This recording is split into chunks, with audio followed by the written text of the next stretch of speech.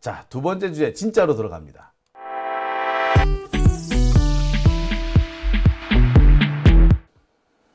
네, 오밤중의 뉴스 함께하고 계십니다.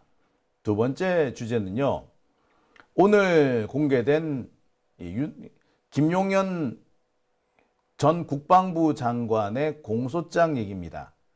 그 공소장을 자세히 살펴보았더니 의외로 재밌는 대목이 많이 등장합니다.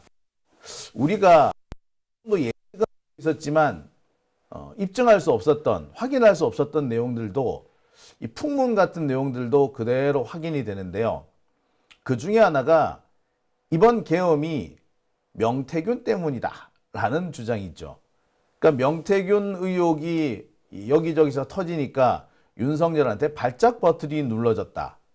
그만큼 명태균 관련 의혹은 윤석열한테 치명적이었다. 뭐 이렇게 볼 수 있겠죠.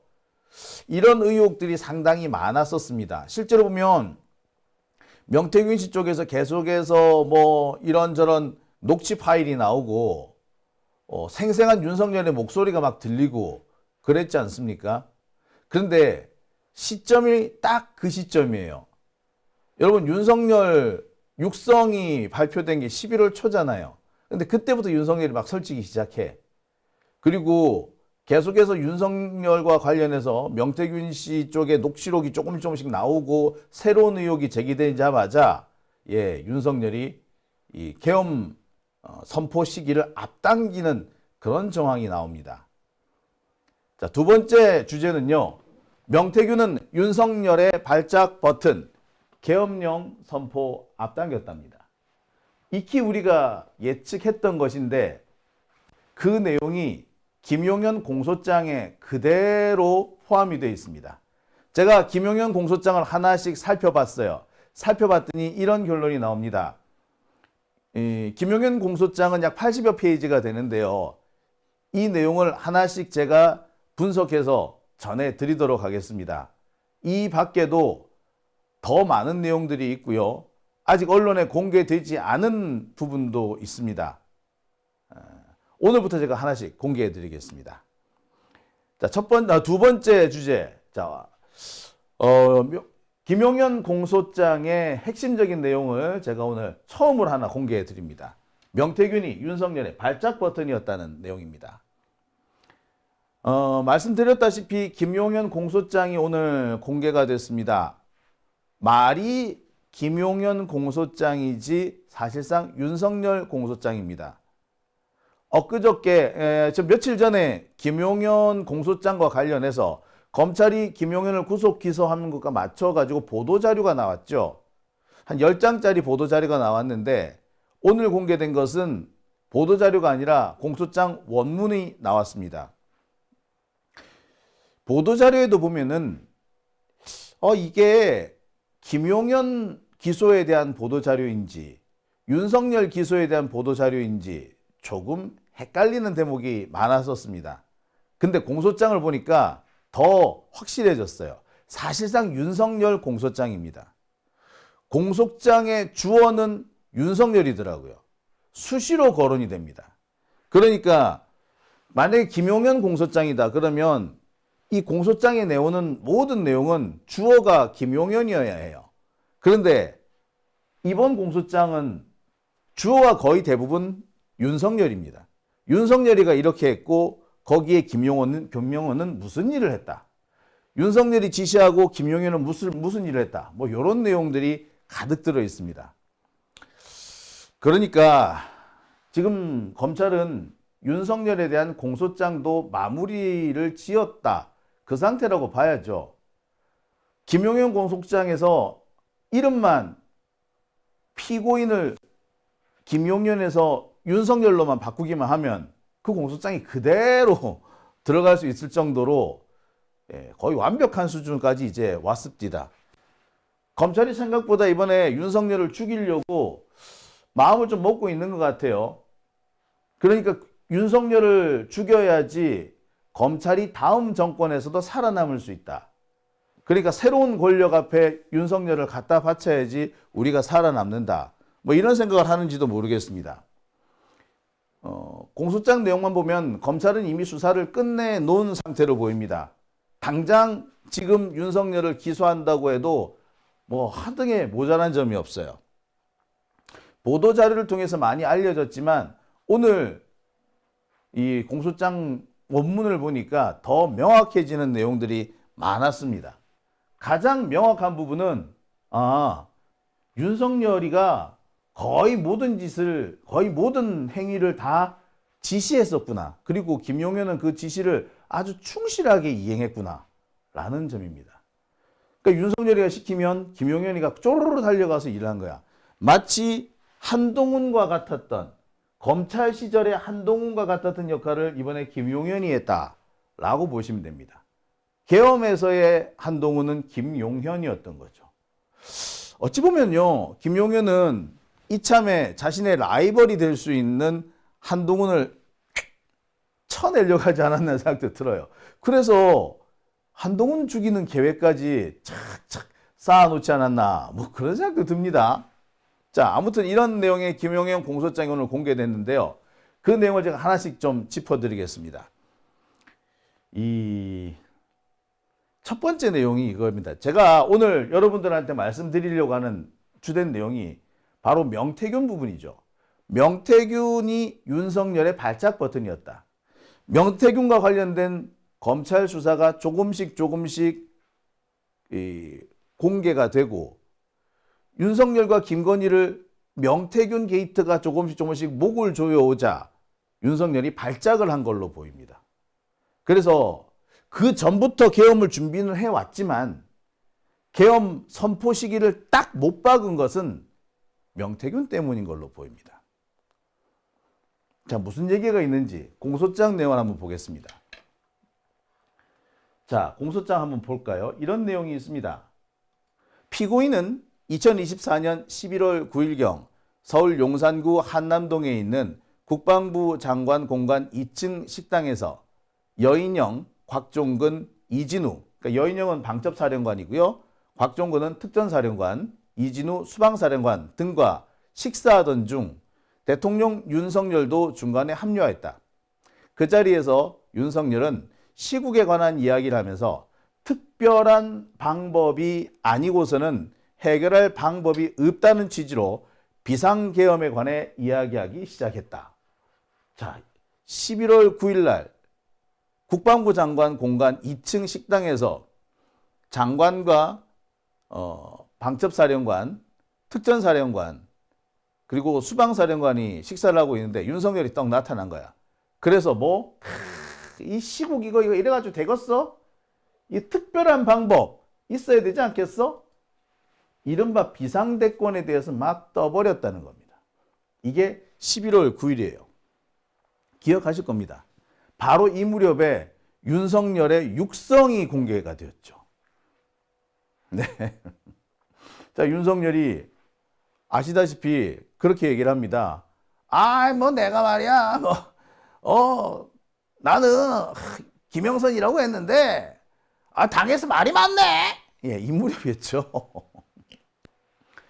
자, 그 육성이 공개되자 윤석열이 빡이 돈 거예요. 아이씨! 이렇게 된 거지. 이 상황을 내가 말이야, 이대로 있어가지고는 안 되겠어. 어떻게 해야 된다? 확 엎어버려야 돼. 오죽 답답했으면 국방부 장관 공관까지 내려가가지고, 야, 이거 해야 돼! 라고 했겠습니까? 자, 이 자리에는 방첩사령관, 수방사령관, 특전사령관이 모였습니다. 공소장에서 보면은 이 수방사령관, 특전사령관, 그리고 방첩사령관은 수시로 모입니다. 김용현이 이 경호실장일 경우에는 경호실장 사무실에 모이고, 김용현이 국방부 장관이 될 이후에는 국방부 장관 공관에서 모입니다. 그 무렵에 한참 민주당에서 계엄령 선포 의혹이 있다고 계속 추궁했습니다만 김용현은 큰 소리를 떵떵 쳤죠. 만약에 그런 게 있으면 내가 먼저 거부하겠다. 근데 이 새끼 그때 이미 모여서 계엄령에 대한 얘기를 하고 있었던 거예요. 윤석열은 그때마다 가가지고 이 특별한 방법이 있어야 돼! 라고 했던 딱 그 시점입니다. 자, 그런데 말입니다. 참 윤석열 웃겨요. 지네 집도 아니고 남의 집까지 떡하니 가가지고 대통령 공간이 아니라 국방부 장관 공간까지 찾아가가지고 거기 모여있던 사람하고 술을 마셨다는 거 아닙니까? 하이 새끼가 진짜 웃기는 놈이네. 지네 집 온 것도 아닌데 왜 남의 집까지 가서 이러지? 네, 그 이유가 있어요. 아까 우리 고양이 뉴스에서 윤석열이가 이 체포영장 집행에 들어가니까 합참의장 공간으로 도망을 갔다고 하죠. 예, 그 이유가 사실 여기에도 있습니다. 우리는 잘 모릅니다만 한남동, 윤석열 지금 공간이 있는, 대통령 공간이 있는 한남동 주변에는 다른 정부 고위 관계자들의 공간이 많이 있습니다. 국회의장 공간도 여기 있고요. 대법원장 공간도 여기 있습니다. 국방부 장관 공간, 합참의장 공간, 연합사 부사령관 공간 다 이곳에 모여 있습니다.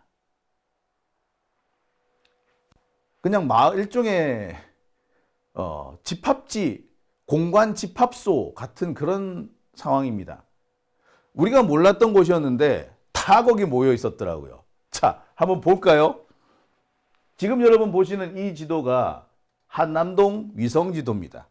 구글 어스에서 캡처해온 자료입니다. 하나씩 보여드릴게요. 여기가 윤석열이 지금 숨어있는 대통령 공간입니다. 그 옆에는 연합사 부사령관 공간이 있습니다. 그리고 그리고 그 아래쪽에는 국회의장 공간이 있고요. 그리고 그 옆에는 대법원장 공간이 있습니다.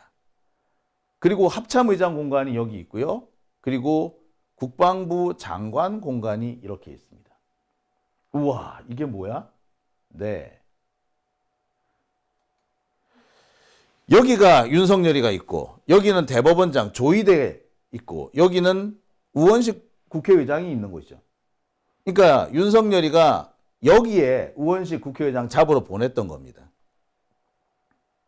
그 옆에 있던 대법원장 공간에는 병력이 없고 우원식 국회의장 공간에 병력을 투입을 했던 거예요. 의도적이었다는 게 보이죠. 자, 그 다음에 윤석열이가 있는 이 대통령 공간에서 살짝 내려가면은 국방장관 공간이 있습니다. 그리고 옆으로 가면은 연합사 부사령관 공간, 그리고 좀 더 가면은 합참의장 공간입니다. 보통 시민들이 시위를 하는 곳, 지금 우리 민주노총 동지들이 시위를 하는 곳이 이 도로예요. 이 도로. 자, 이 도로에서 한남초등학교 쪽으로 들어오면은 네, 이렇게 쭉 들어올 수가 있습니다. 자, 여기에서 길 따라서 계속 올라오면은 대통령 공간으로 가게 되고요. 길 따라 올라오다가 좌회전을 하면은 연합사 부사령관 공간이 있고 그 부사령관 공간의 맞은편에 합참의장 공간이 있는 겁니다. 그러니까 윤석열은 여기서 1위로 도망갔다는 거죠. 자, 요 얘기는 여기까지 하고요. 자, 여기서 아까 보여드렸던 공소장 내용에 보면은 국방장관 공간 2층에서 김용현하고 수방사령관, 방첩사령관, 특전사령관이 모여서 술을 마셨어. 신나게 먹고 있는데 그러면서 여러 가지 얘기를 했겠지. 그러고 있는데 윤석열이가 뚜벅뚜벅뚜벅 걸어 내려갔네. 사실상 거의 요게 산길로 내려가면은 채 몇 초가 걸리지 않는 공간. 바로 옆에 바로 옆. 쪼르르 가가지고 야 나도 끼워줘 하면서 술을 한잔 한 거야. 그러면서 뭐라 그랬다? 이씨 이거 이래가지고 되겠어? 어? 이거 싹 다 그냥 갈아엎어야 돼! 라고 얘기를 한 거예요. 근데 이런 식의 모임이 꽤 여러 차례 있었습니다. 국방부 장관 공간에서도 열리기도 했고요. 대통령 공간에서도 열리기도 합니다. 앞으로 제가 이 부분에 대해서는 차곡차곡 소개를 해드릴게요. 자, 이게 11월 9일입니다. 근데 이런 모임은 그 이후에도 열려요. 자, 예. 자, 여기서 이런 일이 또 나옵니다. 자, 여기 잠깐만요. 예. 여기가 대통령 공간, 국방부 장관 공간 확대한 부분입니다. 아까 그 앞서 보여드렸던 이 사진을 확대하면은 예. 요 사진을 이렇게 확대하면은 이렇게 국방부 장관 공간과 대통령 공간이 이렇게 나란히 있는 겁니다. 예. 금방이에요, 이렇게 금방. 자, 11월 24일 또 재미있는 얘기가 뭐 있습니다. 이날 김용현은 곽종건한테 직접 묻습니다. 비상계엄이 선포될 경우 너 어떻게 할 거야? 특전사 어떻게 할 거야? 곽종건은 이렇게 얘기를 합니다.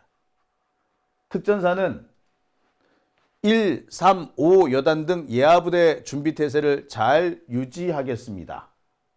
라고 말이죠. 그 다음으로 피고인은 이진우에게도 비상계엄이 선포되면 수도방위사령부는 어떻게 할 것이냐? 라고 물었고 이진우 역시 출동태세를 갖추겠다. 라고 말합니다. 그러니까 윤석열이 다시 수방사령관한테 다시 물어요. 야, 수방사 어떻게 구성이 돼 있냐? 그러니까 이진우가 수방사에 대해서 딱 설명을 했다는 겁니다. 대단하죠? 이게 11월 24일이에요. 자, 그리고 이때는 이런 얘기도 합니다. 11월 24일 대통령 관저에서 피고인 김용현과 차를 마시던 중 나라가 이래서야 되겠느냐라고 말하면서 야당이 제기하는 명태균 공천 개입 의혹, 우크라이나 전쟁 관련 북한 파병과 무기 지원 등을 둘러싼 야당과의 대립 등등을 하면서 이게 나라냐? 바로 잡아야 한다. 국회가 폐악질을 한다. 비상대책이 필요하다. 라고 말했다는 겁니다. 그러자 김용현은 바로 이날 저녁부터 각 수방사령관이니 특전사령관이니 방첩사령관이니 이런 애들을 불러 제끼는 거예요. 그러면서 어떻게 할 거야? 준비되고 준비를 좀 해야 되겠다. 사실상 계엄을 준비해야겠다라고 알려준 겁니다. 이미 그 전에 윤석열이가 직접 사령관들 불러다가 야 이거 계엄할 건데 니 만약에 계엄하면 무슨 일 할래? 니 어떻게 할 거야? 니 행동조치 요령에 대해서 얘기해봐. 이렇게 안 그래도 물어봤는데 11월 24일 명태균 공천 개입 의혹이 또 터지는 거야. 그러니까 어떻게 한다? 이제는 김용현이 직접 각 사령관한테 전화하는 거예요. 야, 조만간 터질 것 같다. 준비해. 그러니까 뭐다? 명태균 공천 개입 의혹이 나오자마자 김용현이 실행에 옮긴 거죠. 자, 이때가 어떤 때냐면요. 참 공교롭습니다. 이때는 바로 명태균이 김건희와 관련된 의혹을 공개할 때였어요. 김건희를 설득을 해서 윤한홍이 공천을 받는 것을 막았다라고 명태균이 폭로했을 때가 바로 이때입니다. 그러면서 민주당에서는 명태균 관련 의혹을 추가로 공개하죠. 그리고 이 자리에서는 조은희 의원과 명태균이 얼마나 친밀한 관계였는지 얘기를 합니다. 여기서 조은희 의원, 전 서초구청장이죠. 명태균을 보고 그렇게 얘기합니다.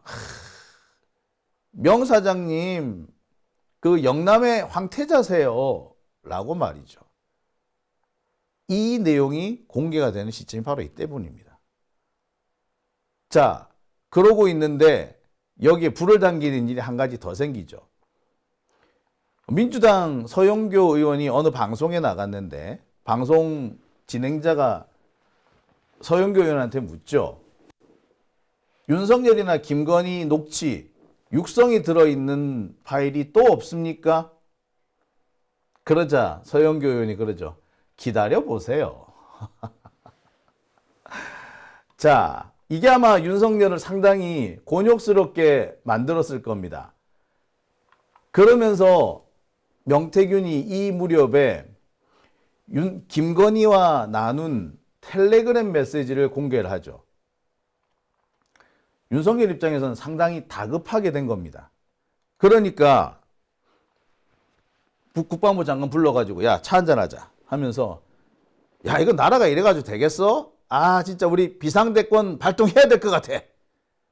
그 전까지는 술자리였는데 이날은 뭐? 맨정신에 얘기를 한 겁니다. 그러니까 김용현 입장에서는 뭐? 야, 그전에는 술자리에서 한 얘기했는데 오늘 맹정신에서 차 마시면서 얘기했어. 야, 이거 진짜다. 이제 곧 준비를 해야 되겠구나. 그러면서 이제 전화를 막 돌리기 시작한 거야. 그러면서 야, 준비해. 야, 대통령 조만간 한 건 할 것 같아. 준비해. 그리고 얼마 지나지 않아서 실제로 윤석열이가 직접 전화를 겁니다. 야, 준비해. 봤지? 뭐 이러면서. 그리고 그 며칠 뒤에 실제로 계엄령이 선포가 되는 거죠.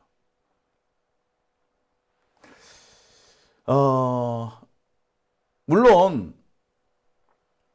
윤석열하고 김용현은 2023년 3월부터 이 계엄령을 준비한 걸로 보입니다.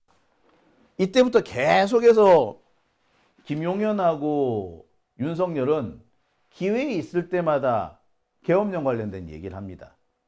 그리고 그 자리에 늘상 아까 말했던 수방사령관, 특전사령관, 그리고 누구? 방첩사령관들을 끌어모읍니다. 가끔씩은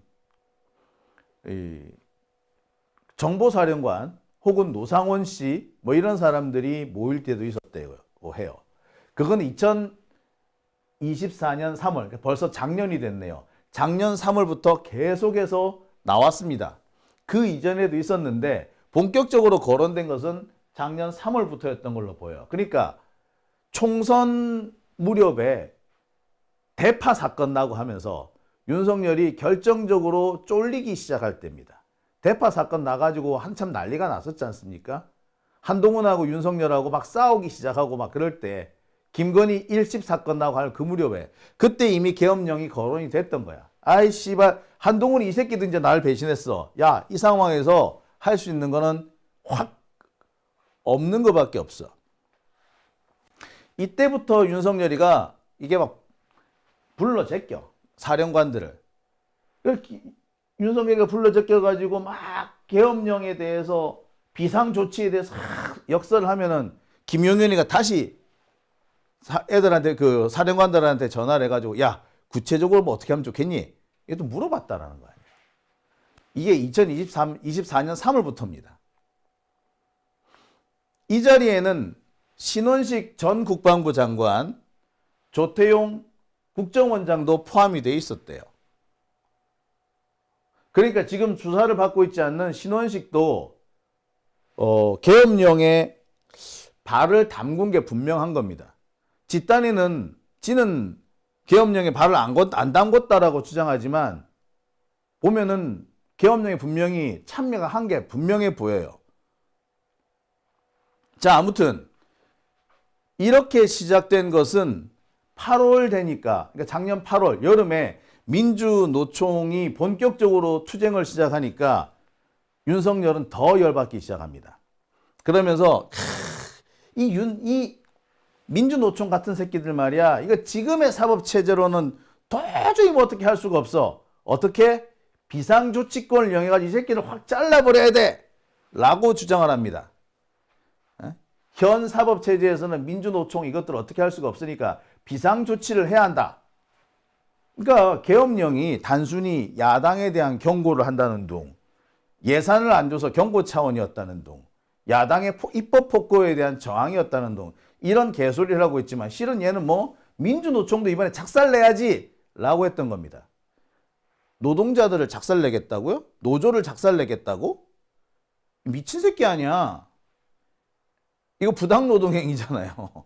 부당노동행위를 하는데 군대를 동원한다고? 그게 내란이죠. 이거는요, 사실 국제적인 범죄가 됩니다. 노조를 탄압하는 정권은 사실 국제무역에서 퇴출이 됩니다.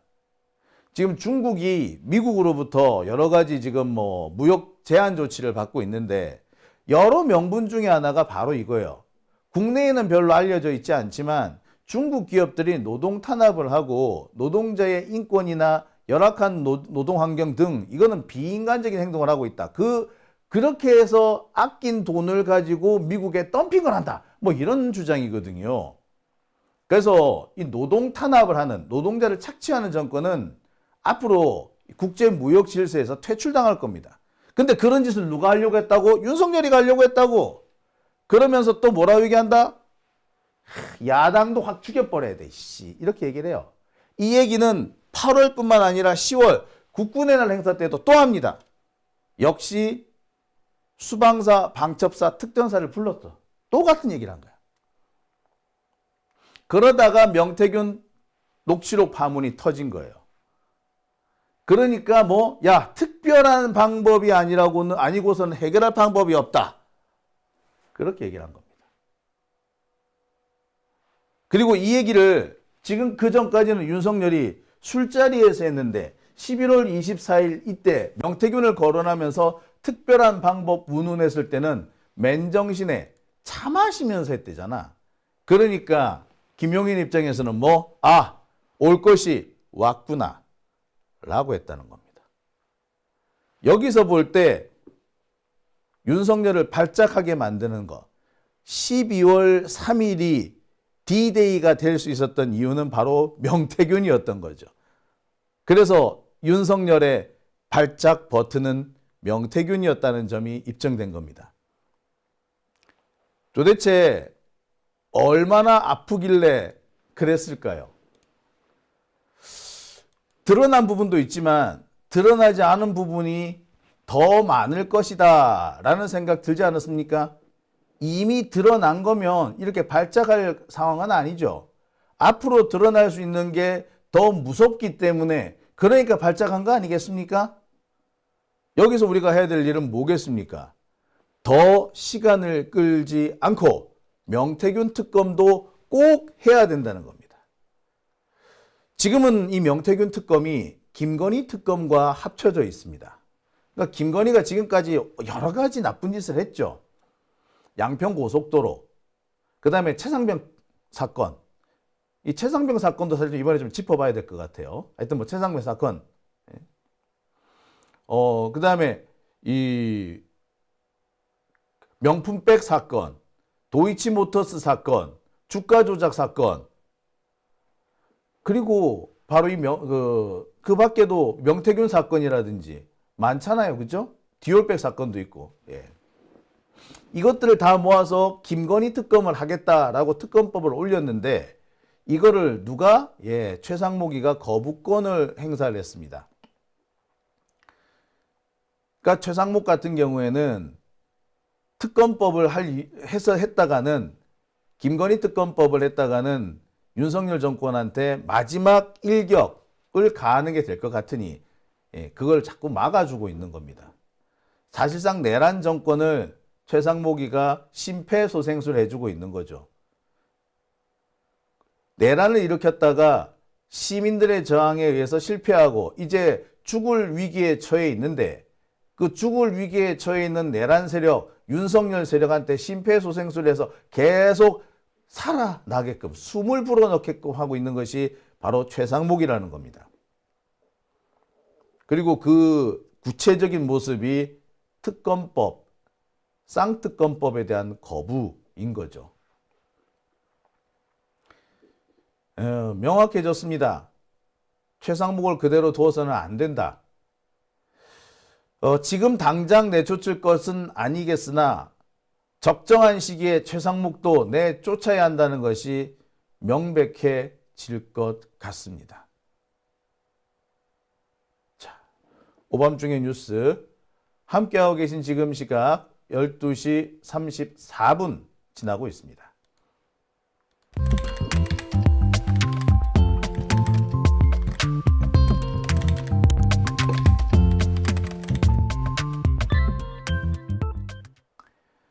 어떤 분이